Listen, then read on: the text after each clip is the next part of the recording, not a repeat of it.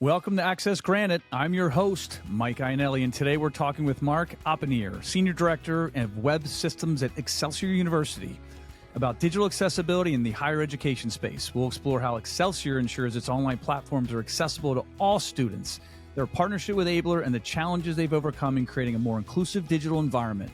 We'll also dive into their strategies for improving user experience and collaborating with departments to prioritize accessibility. Stay tuned for valuable insights on the future of digital accessibility and inclusion in education. The whole intention of this podcast really has always been from day one is to really elevate our clients, right? Because ultimately, especially when you and I started working together with Ablr, you guys were ahead of the curve. I've always felt that way. I mean, we've talked about it before. You were thinking accessibility when we even started talking. And so we've been together for almost 3 years now. 3 years, yeah. 3 years, 3 years. There's 3 years, and you guys have been ahead of the curve from day one. So welcome to the show. Welcome to Access Granite. We want you to introduce yourself. Tell us a little bit about your background. Tell us about what you've been doing there. And give us a little bit of background in terms of what makes Excelsior University really unique. Because, again, you guys are leading the way. My name is Mark Oppenneer. I identify as a bread baker and as a musician and as an Army veteran, as a sometimes stained glass window maker. But I make my pennies working as the Senior Director of Web Systems at Excelsior University. I've been here for 12 years. 12 years? Wow. Yeah. Hope you got a good pension, my friend. Almost a teenager. So tell me about Excelsior and really what makes what you do there unique. The institution's been around for 53 years, and if you do the calendar math, that doesn't make any sense because we're an online university. So when it started, it was called Regents College. It was meant to be a credit aggregator and degree completion outfit. We used to be part of the State University of New York system, so we got our own charter as a private institution. And that's when Excelsior College was actually born. Just 2 years ago, we became Excelsior University.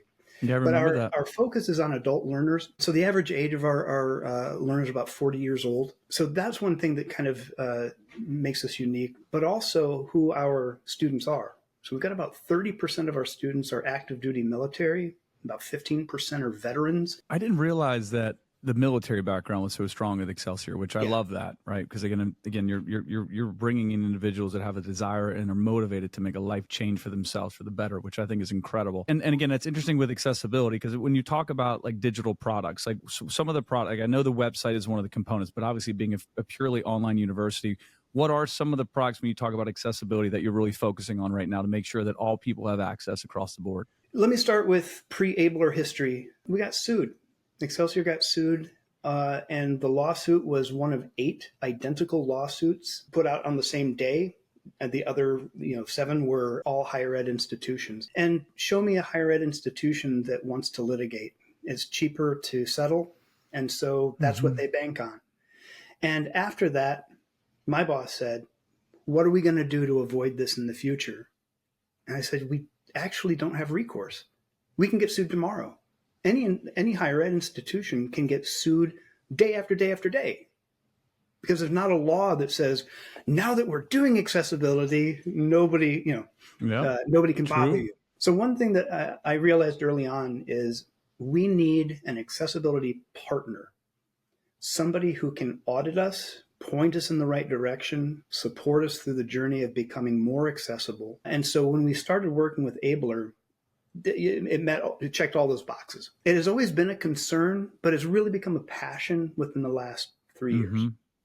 Yeah, and you've showed that. I mean, you have made a real commitment to this. And from day one, you've really been an advocate. So how do you help ensure, obviously Ablr has been a huge partner with you all, and we've been working together for a bit, but at the end of the day, you still have to go back to work and do this on, you're doing the work, you're putting in the time. What are some of the best practices that you're using to ensure that the platforms are accessible? Take me through a little bit of that if you could. One part of this, and this is a major shift, is we've got, my team there are 4 of us, and one is a marketing web developer embedded in marketing. And he is making sure that accessibility is part of the project workflow. That when they set up their template and they're saying, okay, we got a brand new project, that the first question they're going to ask is, how do we ensure that this is accessible to everyone who uses it? You guys have taken this and rolled this into a best practice. So in everything that you're doing from a digital products perspective goes through a standard. And so it's not like an afterthought, it's built into your processes. We're still working on that. I mean, part of that is sort of like institutional change management, institutional awareness, so that we've got the top level of leadership all the way down and the bottom all the way up. They're aware of accessibility. They understand its importance and why we want to do it. And as an institution that serves adult learners, we talk about accessibility when we think generally, I think, blind people. No. Yeah. It's people who are losing their vision like us. Yeah.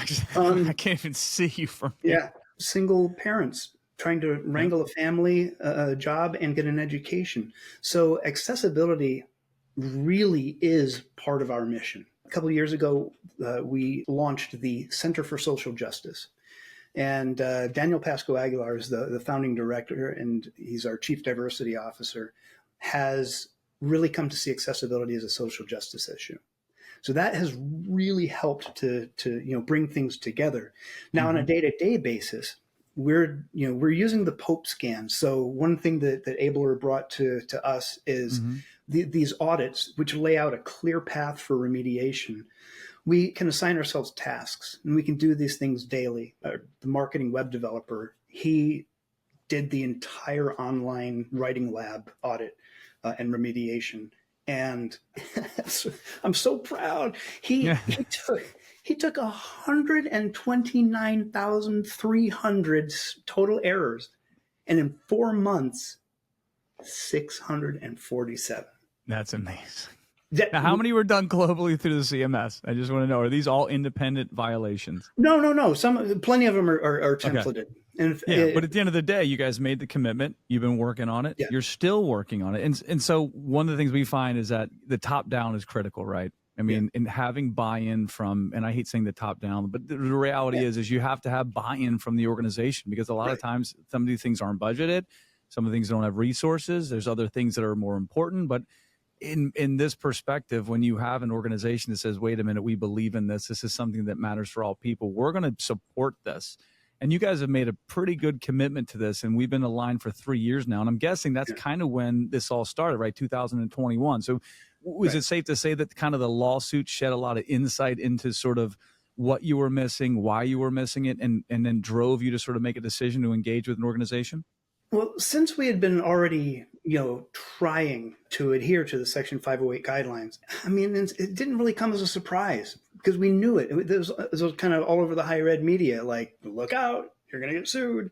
And so when it came, it's like, are you serious? We are, compared to like Phoenix and Western Governors and SNU, like Excelsior University is a fairly mid-sized organization. Like, I don't think we're a target, I guess is what I'm saying. So it was the swift kick in the behind that we needed to supercharge our efforts into accessibility. One of the big issues at the beginning was resource allocation. So at that point, we were a team of 2 web developers serving all of these properties. And we're able to do that not only because of our extreme skill but we're able to do it because we use really great tools. So we've gotten rid of a bunch of large platforms, and we've replaced everything with free and open source. And we use WordPress. It's an enterprise platform at this point. Was that what drove the shift? Is that you had the control internally to make those modifications and enhancements? No, I actually had to fight for it. I've just always been an advocate for free and open source. I know that there are always the executive concerns about, security, and you could get hacked. And that's why we have an incredible infrastructure and security team. But we chose to do it also because we're a unique organization with unique needs. And if we need something built, we have an applications development team. We have an H5P library. So there are other things now that we're starting to bring our hands around. Here's a good example of a bespoke tool. It's a KPI dashboard. The Pope scans go in. I'm able to see a month-by-month view. And recently, we saw a spike, and then it came back down. And a spike in what? Violations? Yeah, okay. Errors. And what we were able to do is tie that to the release of new program pages. And so we immediately identified it and took care of the issues, and that came right back down. university systems, in my opinion, professionally, are lacking significantly behind the curve in terms of fully universal experiences. Right. And the inclusion portion is just missing, right? It's like, oh, well, we had some things, but like if you're a student, ultimately, how are you going to get there? Talk about these products and how you're helping sort of transition the whole ecosystem. I'd mentioned that we used to be a team of 2. And earlier this year, we became a team of 4. We've got one developer who works in marketing, and he's embedded there, and he takes care of them. He is their web developer. And another one of them is embedded in the instructional development and design team, so the academic side of the house. And he is a senior academic web applications developer, and he comes with an incredible, talent. He brings open source projects that he's created from the ground up that are all accessibility first products. So we've got a team now that's focused on accessibility. My other partner, he is developing the new student portal. And the first thing he's doing is meeting with Kim, your accessibility director, to discuss where do we start before the project has even been planned. What do we need to be doing? And that's one of the keys. You asked about like other institutions. Stop thinking about accessibility as a burden and treat it as an opportunity. Because if everybody can access your materials, your resources, your activities, that becomes a distinguishing characteristic. So some of the products you had mentioned, the public website, clearly. We have the online writing lab and online reading comprehension lab. We converted it to WordPress, brought it to that open source and rebuilt it. There are the faculty, staff, and student portals. Those are important because in some ways they're wraparounds. So we have a faculty system, right? But what they don't have is a blog, is a calendar, a collection of resources that really speak to different, departments or whatever. And so we build these environments that essentially complement the sort of out of the box products. So we have a student information system that offers students the ability to do the interactive stuff, paying for bills, checking your grades, all that kind of stuff. That's where they live, right? Ultimately, they communicate with professors, they check their grades, they pay their invoices. But that piece is often forgotten, right? Because it's the credentialed experiences, but not for you though. No. Actually, let's wait a second though. You're my twin, man. Those self-service applications, they're developed by our applications development team. And our SIS is 35 years old, hand-built from the ground up. And they are fighting the lasagna, like year after year of change and change. That's right. I've gone to them, I'm like, can't you just change this one little thing? And they're like, no, we have to work cautiously because so many things are interconnected. This is a commitment. This is a commitment. This isn't like, let me just get it fixed, get to the ADA, mitigate my risk, make sure I'm compliant. It's not about that. And there's a different view of, let's protect ourselves versus let's make sure our students have the access and usability that they need. And that to me is like the biggest takeaway. This is not something that we just do because we feel like we have to, or we're going to be, we're going to get litigation. This is about let's make a commitment. Maybe litigation is the thing that sort of spikes that movement. I was just about to say that. If you're talking to the highest levels of leadership, you're not going to go in and talk about color contrast. You're going to go in and say, "True, this is how it's impacting our bottom line." It becomes a reputational risk. Absolutely, it becomes a risk of students not receiving the quality education that we have we have worked hard to prepare for them. The dropout rates will increase. There's just so many of these factors that you actually don't really need to talk about the day-to-day accessibility work at the higher levels. And I hate to make accessibility a bottom line issue or a legal issue, but I think that's the language that, it's the executive. That's a sad reality. We have that conversation every day, which leads me to my next thought. Is what's your memory of our first few conversations and getting introduced to Ablr? And then I want to talk a little bit about Kim and this importance of manual testing, because that really is sort of the differentiator. The first time we met, I think... Keep it nice too, man.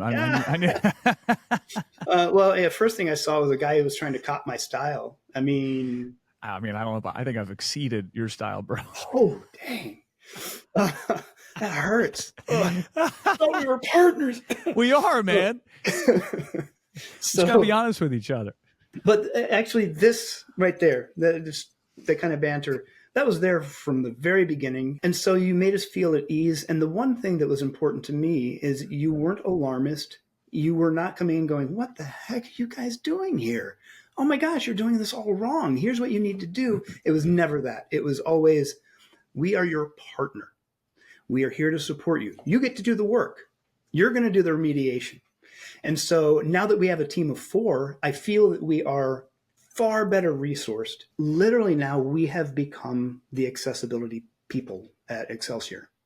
And we recently formed the Web Development Center of Excellence. Thank you, thank you. One of the pillars of that is accessibility, usability for everybody. That includes not only the day-to-day, hands-on remediation work, but it also includes doing things like the 2-hour introduction to accessibility. And that's for all staff. And it's going to be, the basic introduction, what is accessibility? And then that second hour is going to be about how do we do accessibility?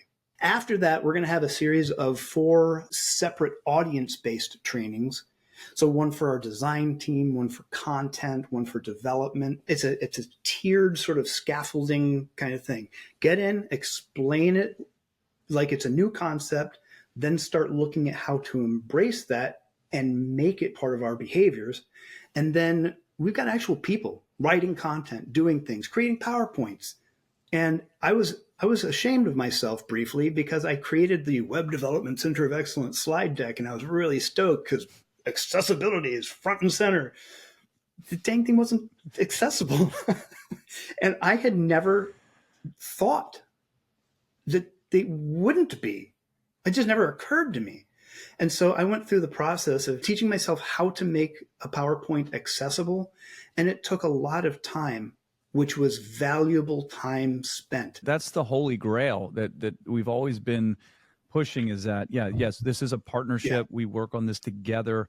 We obviously provide the tools, the tech, the testing, the education, all those things. And it's really the responsibility of the organization to take that information and then to build your own internal infrastructure. We can obviously help do that, but you're doing it, man. Like, that's the whole thing. Like, you're not just taking it and going, oh, I did my thing and I'm moving on. You're incorporating the best practices throughout the entire organization. So it becomes a best practice for everyone. It's part of the workflow, part of the process, part of how you do business, and part of how you educate people. And that's exactly what is supposed to be happening. And that's why Ablr was built, for that intention. And you are delivering on that every single day. One of the things that we're working toward, we'd like to establish a relationship with the Student Advisory Council so that we can solicit engagement. We want to know right away if a student says, hey, I'm having a hard time accessing this, or something like that.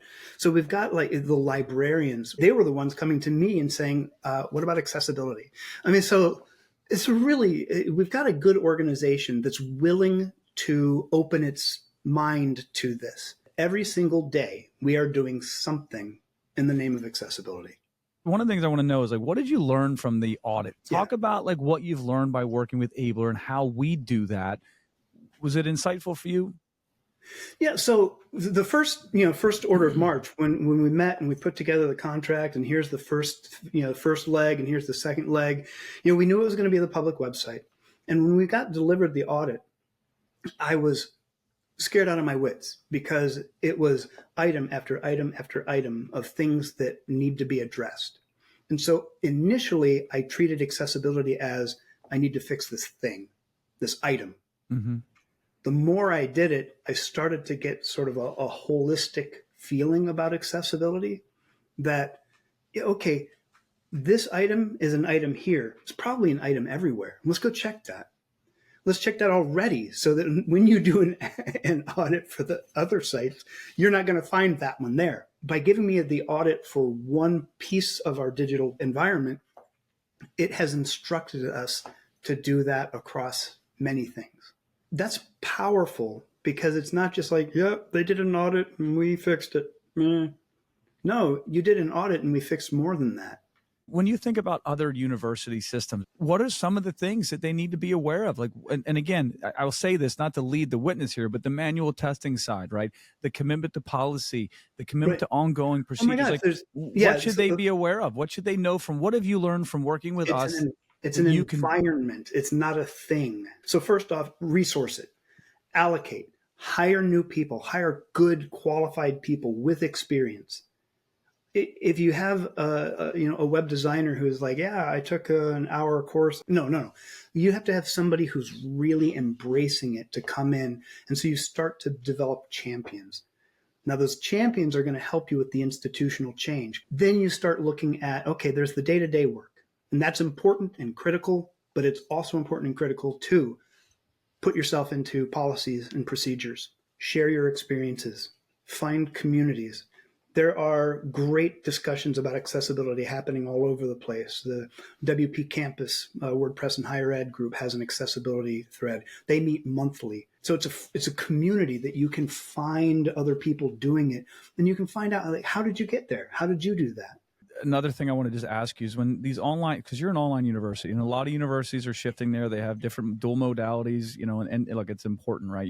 Flexibility is a key piece of education today.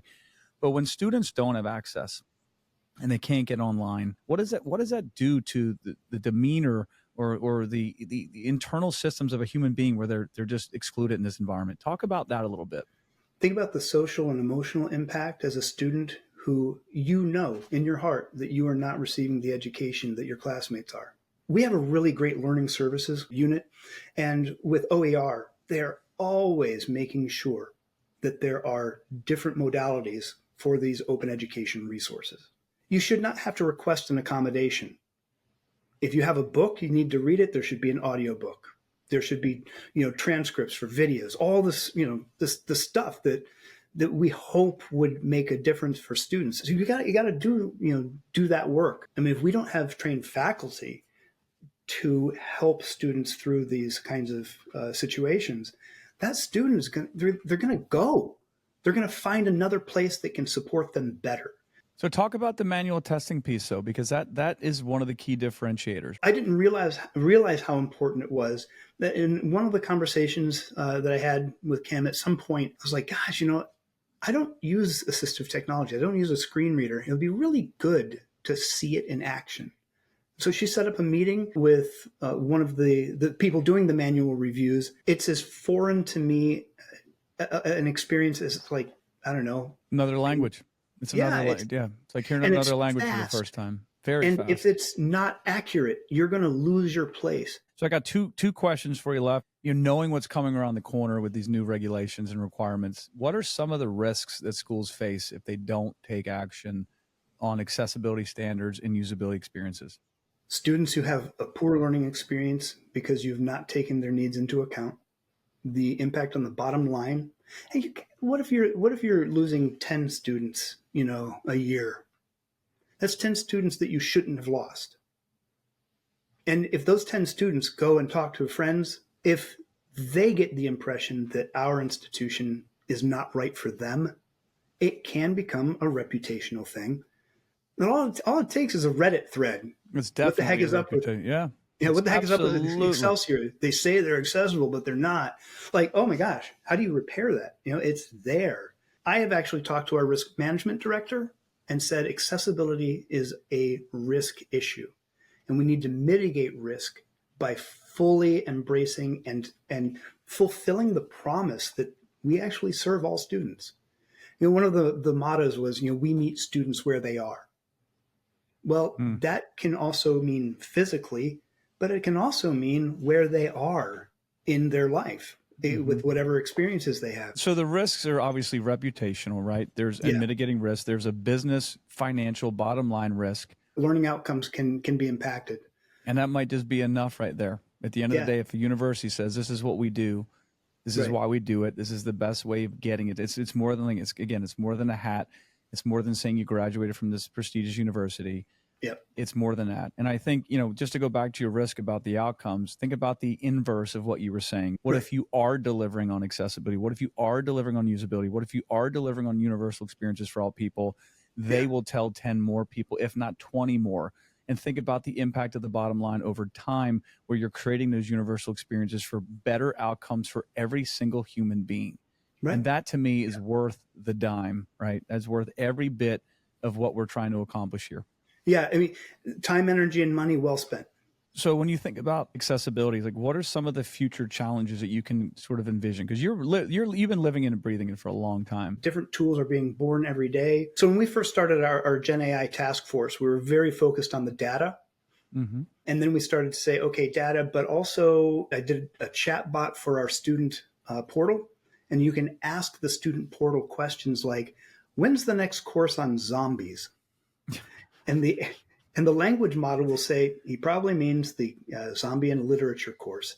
And the next one is going to be in fall 2 term. And so it can tell the student this. Right there, that's awesome because that's information you can't search in the search bar for. It's a knowledge kind of question, a context question. I've also encouraged the task force to look at the academic side of the house. They've already, I mean, they're super smart. They have policies with AI in them in place for academic work. They were on that even before our task force was created. And I want them to be part of this conversation as well. Now, Mark, everything you've said today has been fantastic, and I can't thank you enough for not only being here today on the show, but also your passion and conviction towards this, because we need more advocates like this in the EDU space, not only in EDU, right, but in commerce and associations and healthcare and financial institutions, all of it. And I think we're part of something right now that's going to be pretty exciting over the next few years to see how this changes. And again, and it's not just about the impact of making sure you don't, the bottom line and getting sued. It's the impact of these individuals that have been on the sidelines for so long are now getting an opportunity. And look at the potential of what we can create and the brains out there that are going to now be heard, now be seen, now be in the workforce doing things that are amazing. We have not had that opportunity.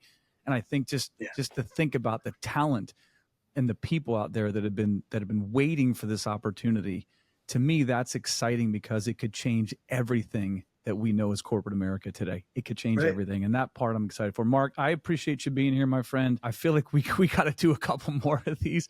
Maybe we'll do one just for shooting the breeze somewhere else. But I appreciate your partnership. I appreciate your friendship. Ablr appreciates everything about you all in Excelsior. We are so grateful you're a partner. And I just thank you also. Thank you for being here, my friend. Thank you. Yeah, my pleasure. And honestly, there's not a word I can say in criticism about Ablr. I mean, the fact that I can say that about a partner, it's been really awesome. So I thank you and your team. Thank you for saying that. I'm sure they're going to be excited to hear this as well. But man, listen, we are signing off today, and I am so grateful for you, my friend. Thank you for tuning in to Access Granted. A big thanks to Mark Oppenneer for joining us and sharing his expertise on digital accessibility in higher education. It's inspiring to see how Excelsior University is leading the way in creating inclusive online experiences for all students. If you enjoyed this episode, don't forget to subscribe and share it with others passionate about accessibility and inclusion. Join us next time as we continue exploring the stories, challenges, and breakthroughs shaping a more inclusive digital world. Until then, I'm Mike Iannelli, and this is Access Granted. See you next year.